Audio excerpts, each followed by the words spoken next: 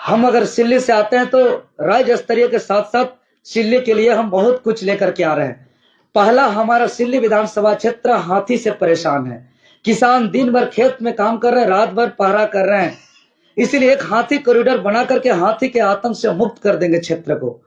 दूसरा, किसान के लिए जितने भी सिंचाई व्यवस्था था अभी तक सब बर्बाद हो गया है, सब जर्जर स्थिति हो गया है, इसलिए सबसे पहले उसका जीर्णोद्धार करेंगे और जिस क्षेत्र में सिंचाई का व्यवस्था उपलब्ध नहीं है वहां तत्काल सिंचाई का उपलब्ध करेंगे। सवाल है सिल्ली को लेकर, हमने कई बार देखा ह्यूमन ट्रैफिक को लेकर के कई लड़कियां परेशान हैं। हाँ, उसी पे आ रहे हैं, यहाँ पे पहुंच रहे हैं, हम उसी पे आ रहे हैं। तो जैसे ही हम सिंचाई की उपलब्ध करेंगे उसके बाद कोऑपरेटिव सोसाइटी स्पेशल हम एक बनाएंगे और कोऑपरेटिव सोसाइटी बना करके 1 साल के अंदर 1 लाख रोजगार अगर हम सिल्ली विधानसभा क्षेत्र से नहीं देंगे तो आपको हम वचन दे रहे हैं, हम रिजाइन कर देंगे 1 साल के बाद विदाई की।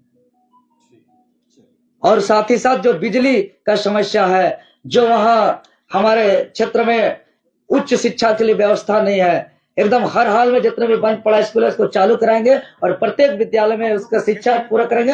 हॉस्पिटल कई क्षेत्र में तो सड़क और बिजली तो है ही नहीं, वही करे। हॉस्पिटल देखिए, आज बीमार होता है क्षेत्र से तो या तो उसका खेत बिकता है, नहीं तो उसका जान चला जाता है। सरकारी हॉस्पिटल को पूरी तरह तंदुरुस्त करेंगे और एक भी पलायन नहीं होगा, क्योंकि हम प्रत्येक पंचायत में एक सेंटर बना रहे, उसका ब्लूप्रिंट तैयार किए, एक लोकेशन करेंगे और वहां लघु उद्योग, कुटीर उद्योग, जैसे आज के समय में ढेंकी का चावल सबको पसंद है, मिल नहीं रहा है मार्केट में, हम एक लोकेशन तैयार करके 10-15 ढेंकी रखेंगे और उसी पंचायत के महिला को 2 घंटा 3 घंटा जिसका जैसा समय है उसको वैसा रोजगार देंगे, उसका वैसा भुगतान करेंगे, 10,000 12,000 और उसको पैकेट करेंगे और उसको फिर सप्लाई करेंगे। 2 बड़े दिग्गज अब आपके क्षेत्र में हैं, आप उन दोनों के बीच में देवेंद्र महतो अपने को कहाँ देख रहे हैं? बिल्कुल हम इसको 2 दिग्गज नहीं मानते हैं। ये कैसा 2 दिग्गज है?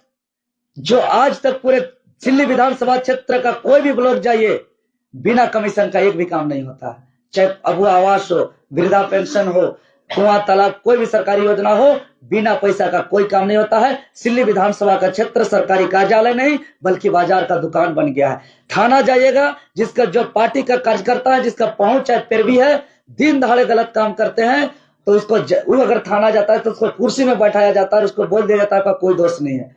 और अगर दूध की तरह कोई अगर शुद्ध भी होता है, पैसा पहुंच पैरवी नहीं होता है तो उसको धमका के हड़का करके थानेदार जो है कि उसको दोषी ठहराया जाता है। मतलब जिसका दोष था उसको ना और जिसका दोष ना उसको था, यही हो गया था ना सिल्ली विधानसभा क्षेत्र का।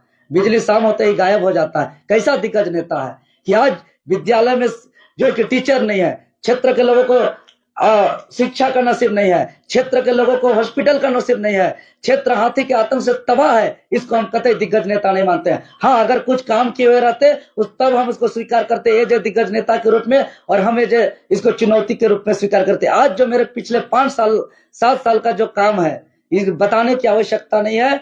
पूरा लाठी खाते खाते अपना कई बार अपना जान को भी खतरे में लेते हुए हमने लाठी को अपना बदन में लिया है, लेकिन विचलित नहीं हुआ है। संघर्ष के राह पर हटवार जेल तक का भी सफर किया है, लेकिन विचलित नहीं हुआ है। आज जो संकल्पित है बाल नहीं कटाने का कि जब तक 60-40 नहीं हटेगा तब तक हम अपना बाल भी नहीं कटाने का संकल्पित हैं।